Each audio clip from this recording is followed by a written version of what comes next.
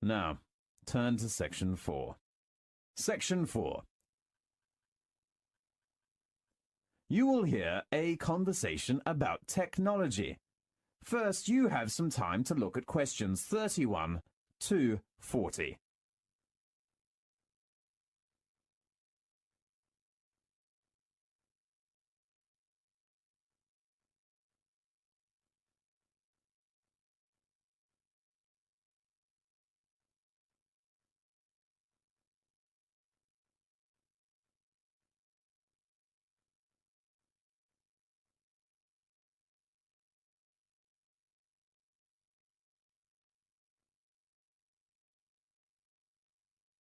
Now, listen carefully and answer questions 31 to 40.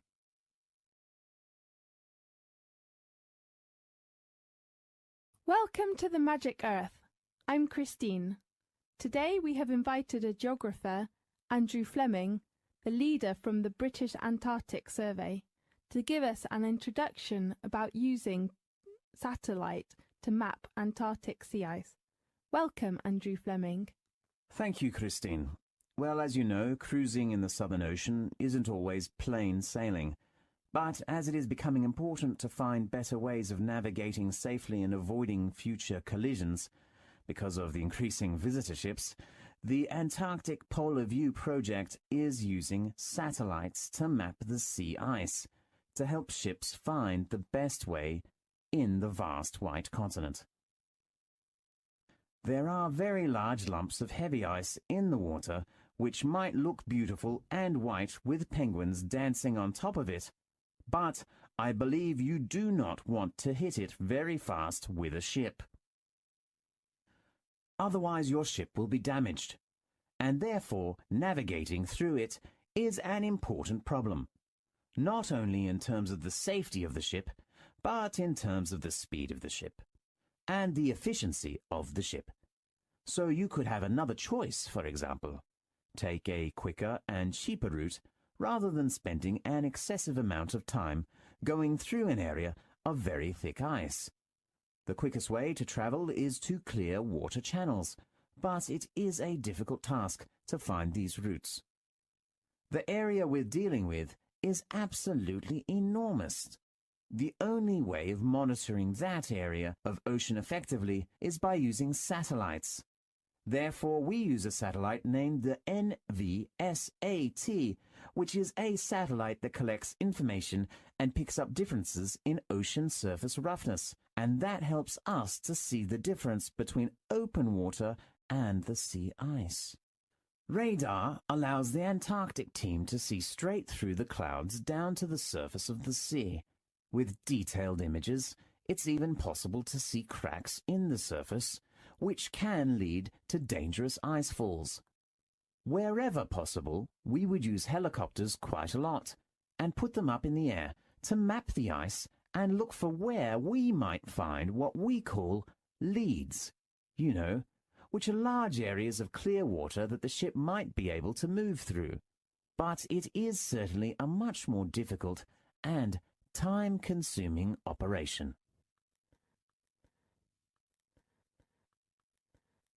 So does the image that you get from the Polar View map give a good description of what you're actually seeing out there on the sea?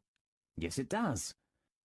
We cannot yet know clearly about the thickness of the sea ice, but one of the science researchers that we were doing last summer was looking at doing some of that work using satellites as well. So that's going to be quite an exciting development. The map was colored in various shades of gray, but it didn't take long to spot the difference between the dark, smooth open water and light, textured areas of sea ice. The first step is to take the image merely, which has to be sent to the ship. How about others? Internet connection in the Antarctic and on ships is notoriously poor, and that has meant that we have to compress the image a lot, cut a lot, and delete some of the details in the image as a result. Have you solved the problem? Yes. The normal way that we are doing this is by compressing the images into a format known as JPEG 2000. JPEG 2000 allows us to, number one, compress the imagery a lot more, and secondly, it allows us to maintain the geographic position of the image. So it knows where the image is and allows us to position that on a map. And how long does this take? I tested this in January over a very narrow dial-up satellite connection, and it took a few minutes. Sure, for us it is an enormous achievement. I mean, we now know fairly well the kind of sea ice conditions we are likely to encounter, so it is a fantastic and useful system. We just need a laptop on the ships. That's great. Thanks to Andrew for his introduction and... This is the end of section 4. You now have half a minute to check your answers.